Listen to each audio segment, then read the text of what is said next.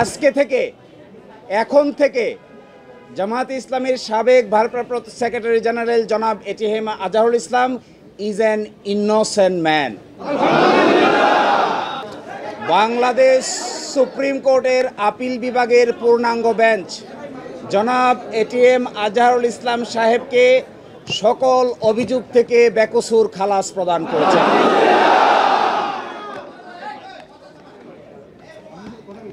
আজকে থেকে এখন থেকে জামায়াতে ইসলামীর সাবেক ভারপ্রাপ্ত সেক্রেটারি জেনারেল জনাব ATM Azharul Islam is an innocent man.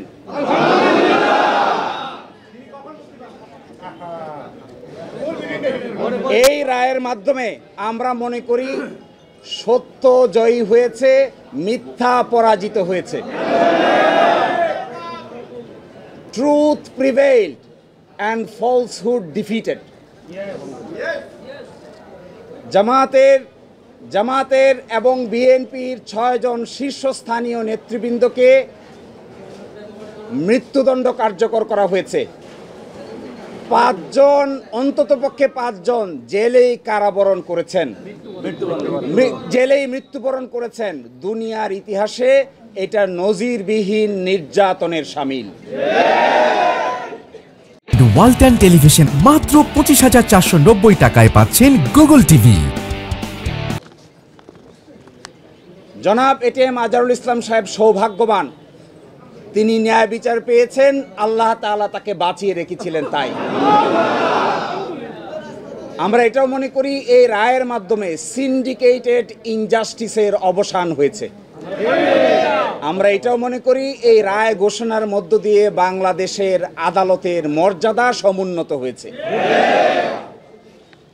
এবং আদালত 4টি অবজারভেশন দিয়েছেন। তার মধ্যে প্রথমটি বলেছেন, অতীতের রায়ে বাংলাদেশ সহ এই ভারতীয় সাবকন্টিনেন্টের ক্রিমিনাল বিচার ব্যবস্থার পদ্ধতি চেঞ্জ করে দেওয়া হয়েছিল, এটা ছিল সবচাইতে বড় ভুল। আরও বলেছেন, আদালতের সামনে উপস্থাপিত সাক্ষ্য প্রমাণ অ্যাসেসমেন্ট করা ছাড়াই জনাব এটিএম আজহারুল ইসলাম সাহেবকে ফাঁসি দেওয়া হয়েছিল।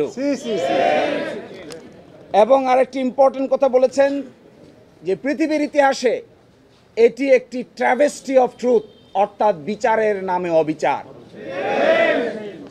আরও বলেছেন, যে সমস্ত তথ্য প্রমাণ আদালতে হাজির করা হয়েছিল অতীতের আপিল বিভাগ তা সঠিকভাবে বিবেচনা করতে ব্যর্থ হয়েছে। ফলশ্রুতিতে আজকে জনাব এটিএম আজহারুল ইসলাম সাহেবকে বেকসুর খালাস প্রদান করেছেন। বাংলাদেশের ইতিহাসে নয়, পৃথিবীর ইতিহাসে এটি একটি নজিরবিহীন ঘটনা হয়ে থাকবে। এরই মাধ্যমে আমরা মনে করি ন্যায় বিচার প্রতিষ্ঠিত হয়েছে, সত্য বিজয়ী হয়েছে, মিথ্যা পরাভূত হয়েছে।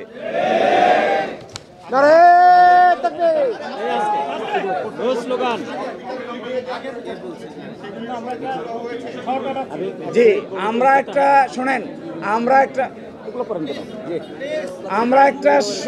একটা শর্ট অর্ডার চেয়েছি, অ্যাডভান্স অর্ডার চেয়েছি। এই অ্যাডভান্স অর্ডারটার আদালত মঞ্জুর করেছেন। আদালত বলেছেন আমরা চেষ্টা করব আজকেই যেন আজকে এবং কালকের মধ্যে যেন এই শর্ট অর্ডারটা প্রসেস হয়ে জনাব এটিএম আজহারুল ইসলাম সাহেব মুক্তি পেতে পারেন। এই জন্য সকল আইনি ব্যবস্থা আমরা গ্রহণ করব। আর আরেকটা প্রেস কনফারেন্স আছে 11:30টায় বাংলাদেশ জামায়াত ইসলামীর পক্ষ থেকে ডিপ্লোমা ইঞ্জিনিয়ার্সে। এই প্রেস কনফারেন্সে আপনাদের সকলকেই স্বনির্বন্ধভাবে দাওয়াত দেওয়া হচ্ছে। আর এই রায়ের প্রাথমিক প্রতিক্রিয়া হিসেবে বাংলাদেশ জামায়াত ইসলামের নায়েবে আমির ডক্টর সৈয়দ আব্দুল্লাহ মোহাম্মদ তাহের আপনাদের সামনে আরো 2টি কথা বলবেন। কি বল? আমি 1 মিনিট বলি, তারপরে বিসমিল্লাহির রহমানির রহিম। কুল জাল হাক্কা ওয়া জাহাকাল বাতিল ইন্নাল বাতিলা কানু জাহাকা। কোরআন বলেছে যে সত্যের বিজয় হবে, মিথ্যা দূরীভূত হবে এবং মিথ্যার পতন অবশ্যম্ভাবী। আজকে মহামান্য সুপ্রিম কোর্টের রায়ের মাধ্যমে এই সত্যই প্রমাণিত হয়েছে অ্যাডভোকেট শিশির বলেছে সত্যের বিজয় হয়েছে, সত্যের বিজয় হয়েছে, সত্যের বিজয় হয়েছে।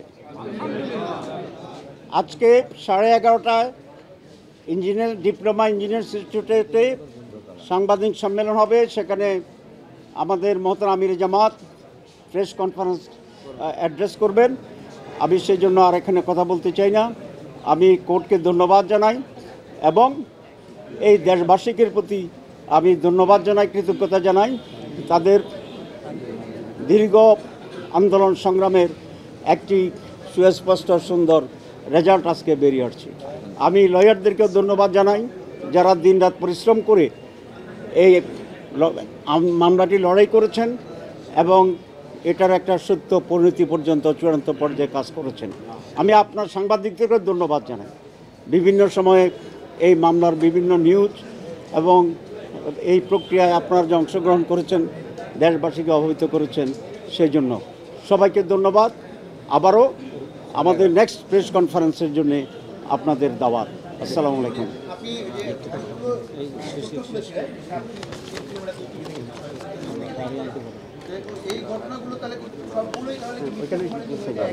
হ্যাঁ, এই রায়ের মাধ্যমে যে অভিযোগগুলো আনা হয়েছিল, সাক্ষীরা আদালতে এসে বলেছেন কেউ 3 কিলোমিটার দূর থেকে দেখেছেন, কেউ 6 কিলোমিটার দূর থেকে দেখেছেন।